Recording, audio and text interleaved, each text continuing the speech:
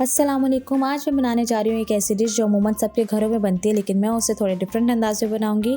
सो मेरी रेसिपी को आपने एंड तक देखना है, मुझे कमेंट सेक्शन में बताना है कि मेरी रेसिपी आपको कैसी लगी। इसके लिए हमने लेना है एक पॉट में 2 बड़े साइज़ के प्याज ले लिए हैं मैंने।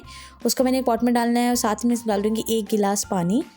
1 गिलास पानी डालने के बाद मैंने इसके फ्लेम को कर देना है मीडियम और इसको मैंने बॉईल होने रख देना है। प्याज को हमने बॉईल करना है, इतना बॉईल करना है कि प्याज जो है वो बिल्कुल सॉफ्ट हो जाएं, और जो फिर जब वो सॉफ्ट हो जाएंगे तो जो उसका एक्सेस वाटर है वो हमने बिल्कुल ड्राई कर देना है।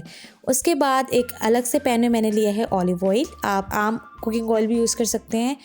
ऑलिव ऑयल लिया है, उसमें मैं डालूँगी 1 अदद बड़ी इलायची, 3 से 4 लौंग, 1 दालचीनी का टुकड़ा, ज़ीरा 1 चाय का चम्मच और आधा चाय का चम्मच काली मिर्च डालने के बाद उसके बाद मैं इसमें डाल दूँगी 1 केजी मैंने चिकन ले लिया है। चिकन को मैंने डाल दिया है और इसको डालने के बाद मैं इसे अच्छे से भून लूँगी। इसको हमने इतना भूनना है कि इसका जो कलर है वो बिल्कुल गोल्डन ब्राउन सा हो जाए, जो चिकन का पानी है वो भी बिल्कुल ड्राई हो जाए।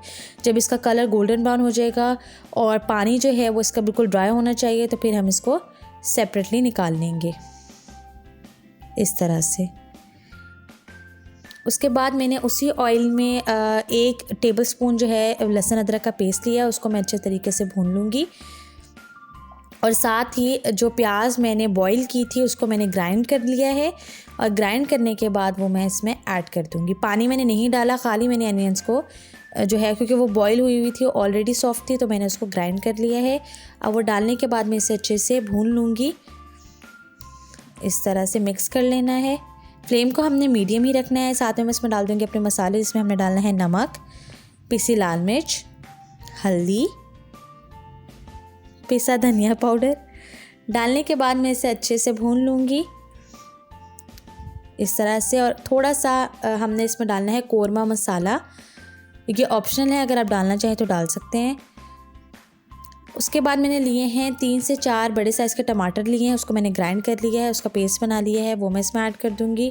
फ्लेम को हमने मीडियम रखना है और इसको हमने अच्छे तरीके से पहले भूनना है 5 मिनट, और फिर मैं इसे कवर करके 5 से 10 मिनट के लिए मैंने इसे कुक करना है, ताकि प्याज का जो पानी है वो भी ड्राई हो जाए, टमाटर का जो पानी है वो भी बिल्कुल ड्राई हो जाए। और ऑयल जब सेपरेट हो जाएगा तो मैं इसमें 3 से 4 खाने के चम्मच दही ऐड कर दूँगी।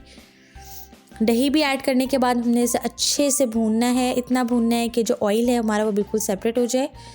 इस तरह से हमने इसे कवर कर देना है। फ्लेम को हमने मीडियम ही रखना है, ताकि जो दही है उसका भी पानी ड्राई हो जाए, और हमने इसे अच्छे से भून लेना है। साथ में मैं डाल दूँगी 3 से 4 मैंने आलू लिए हैं, काट लिए हैं, लंबे लंबे साइज़ में काट लिया है मैंने इसे, जिस तरह हम एप्पल्स काटते हैं आमतौर पर उस तरह मैंने इसे काटा है।